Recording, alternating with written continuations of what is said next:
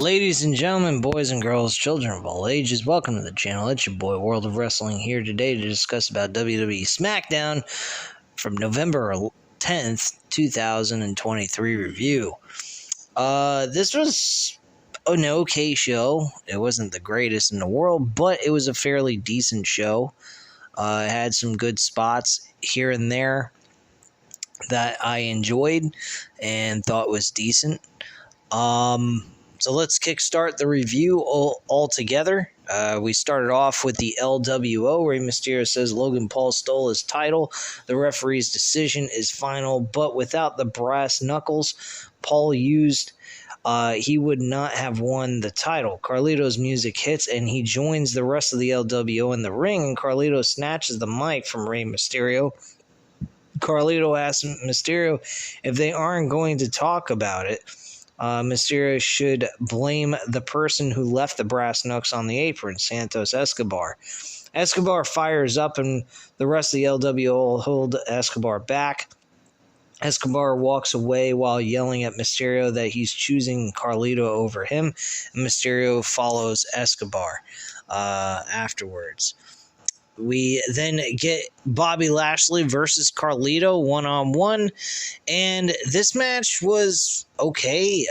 The ending actually was rather interesting. Well, Bobby Lashley wins with a spear, and then after the match, Lashley and the Street Profits beat down Carlito, and Escobar stands there while Carlito is getting stomped on, and Mysterio hits the ring with a chair to make the save, and Mysterio tries to help Carlito up, and Escobar gets in Mysterio's face. Escobar tells Mysterio they are supposed to be family. It's about them, not Carlito, and Mysterio tells Escobar they are all family, and Escobar clocks Mysterio while he's checking on Carlito. Mysterio gets to his feet, and Escobar kicks Carlito in the ring, and Escobar and Mysterio argue afterwards. Mysterio slaps Escobar, who falls through the ropes out to the apron, and Mysterio lost himself there, so he checks on Escobar and apologizes. Escobar pushes Mysterio into the ring post, and Mysterio ends up crouched on the ring step, and Escobar kicks the ring steps into Mysterio's leg. I believe it's one of his injured legs that gets worked on. He's had many surgeries done throughout his career. Zelina Vega runs down to ringside and yells at Escobar as well, and Vega is crying, actually. They're supposed to be a family, and Escobar blames Mysterio. Vega tells Escobar he did this, not Mysterio or Carlito. The LWO checks on Mysterio while Escobar walks away. I thought this was good. I don't know if this was a great idea to pull the trigger on this so soon in the middle of a Survivor Series. I think this could have been done possibly after the Royal Rumble. That way they would have had only a couple of months to build on this. Now they're going to have to really stretch this out. I don't know if this story between Rey Mysterio and Escobar can really go that far where it's even relevant or even a concern to anybody. This build truthfully could last, I believe, up to the Royal Rumble itself. Unless you want to keep Rey Mysterio off of television, that's the only other way I could look at it. This is actually going to work. Now, if they keep Rey Mysterio off of television after this attack, then that will be a plus. Then you have Rey Mysterio return to the WWE at the Royal Rumble pay-per-view itself. And then you can see Rey Mysterio and Escobar build towards this for the next 2 months. That's about the only way I could see this working out, where it doesn't lose steam and it doesn't burn itself out before it even gets to WrestleMania, because apparently that's what I believe this is all about, is building these two up for a WrestleMania match, which I'm totally fine with, but the time frame of when they pull the trigger I think is a little too soon, unless Rey Mysterio is staying off of television, which they could pull the trigger on that and just go with that right off the bat, just to have this stretch out even longer, and then you have Escobar kind of build up as a heel, and then Rey Mysterio comes back, screws Escobar out of the Royal Rumble match itself, costing him an opportunity challenging for the world title, and then these two go at it at building up towards WrestleMania. That's how I would do it if they even want this to work to WrestleMania. The other option they could go with, if they decide to not take Rey Mysterio off of television, is have Rey and Escobar compete in an opportunity to enter into the Royal Rumble, and the winner goes into the Royal Rumble and then, does their thing. That's an option they could go with. I don't like that idea because this apparently has some sort of high interest of a WrestleMania match between these two.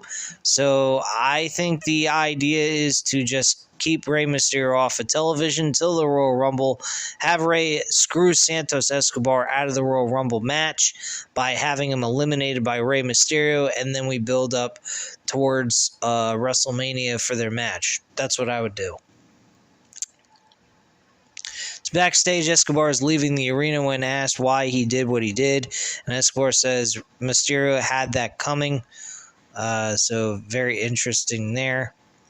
We have an in-ring segment with Bayley. Bayley says she had a plan in mind for Damage Control since day one. Everything Bayley wanted to happen has.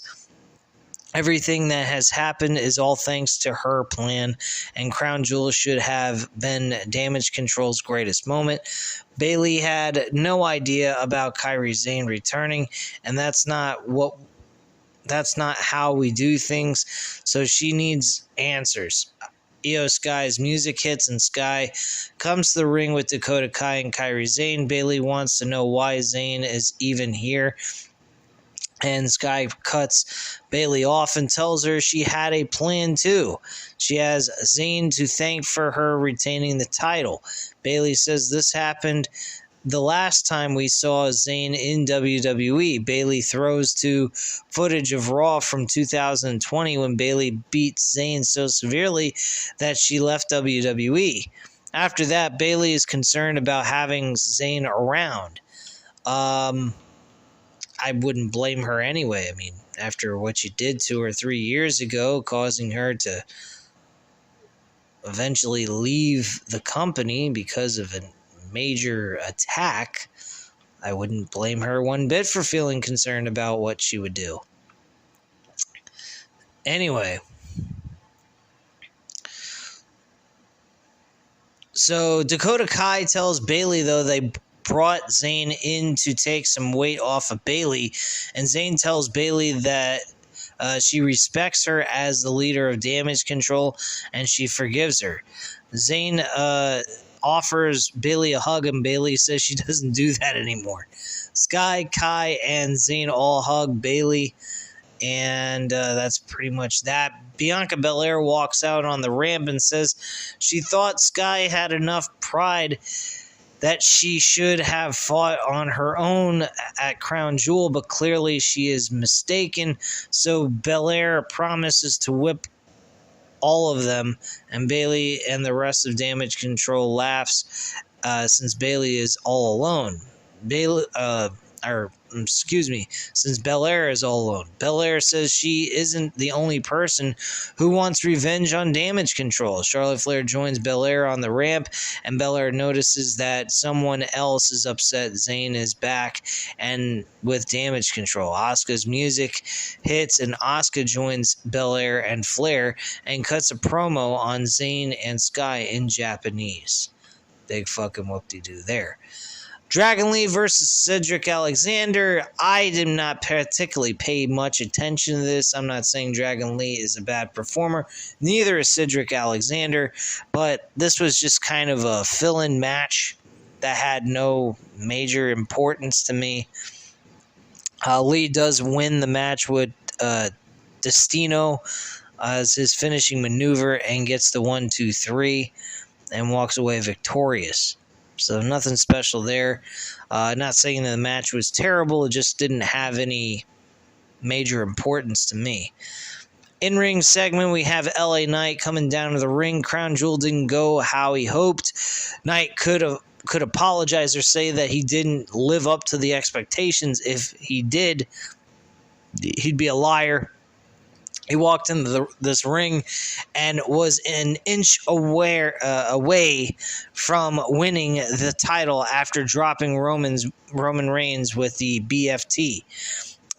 Knight was robbed by Jimmy Uso. If it weren't for Jimmy, Knight would be the champion, and Knight isn't going to the back of the line. He isn't going anywhere until he owns Roman Reigns and the championship itself. Absolutely fucking love that comment. Grayson Waller interrupts, and Waller tells Knight he is embarrassing himself. Maybe Knight isn't the guy. Knight refers to Waller as a kangaroo jackass. Fucking love that one.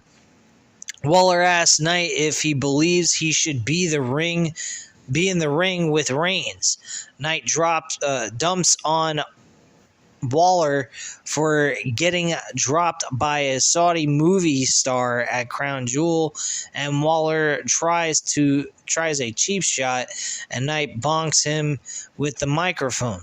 Knight tosses Waller out the ring and pours Kevin Owens water all over him. So we get LA Knight versus Grayson Waller. Now, this match was pretty decent. And I enjoyed this match. Waller works over Knight, and Knight fires up and hits the BFT for the win. After the commercial break, Waller is joined by Austin Theory, and Theory pours water over Owens' head, and Waller and Theory walk away. Owens gives chase and tries to hit Theory with a stunner. Theory escapes, Waller does not, and Waller eats a stunner instead. Backstage, we have Jimmy Uso says if LA Knight wants him next week. Jimmy puts his phone to his ear. It's Roman Reigns, and Jimmy puts his phone down and says, "No yeet." Reigns really, really hates the word yeet. What the fuck you do? Main event, we have Damage Control and Bianca Belair. Damage Control versus Bianca Belair, Charlotte Flair, and Asuka. This match was, whatever, you know. It was the main event. We later find out that Asuka is part of Damage Control and turns on Belair and Kairi Sane. Or Belair turns on Belair and Charlotte Flair. Excuse me. What the fuck am I talking about? Anyway, guys, this was not all that much surprising. I mean, Asuka has displayed heel-like tendencies for quite some time now. She's been spitting green mist or blue mist or whatever the fuck's coming out of her mouth. Basically mist overall. And she has been kind of just like, not really playing a babyface type role. So it wasn't surprising that Asuka turned heel, since there is a lot of rumors going around that Asuka was going to join with Kairi Sane and Io Sky. This is not really a shocker to me at all. So Io Sky, Dakota Kai, Bayley, Kairi Sane, and Asuka are all five of them are together.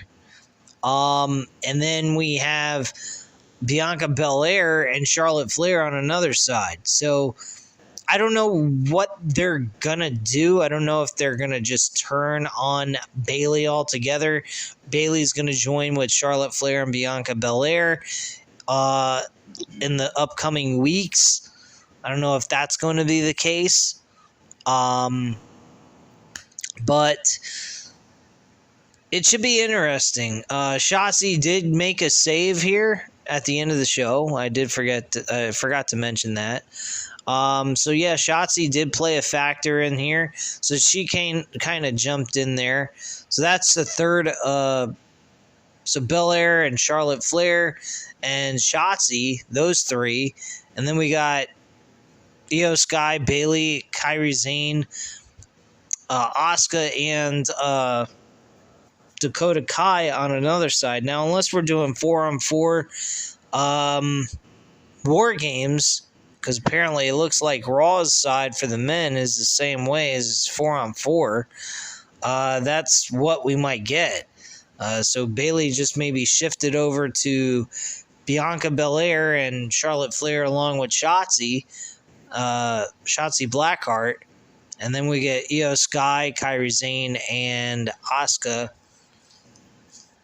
and Dakota Kai together on the other side.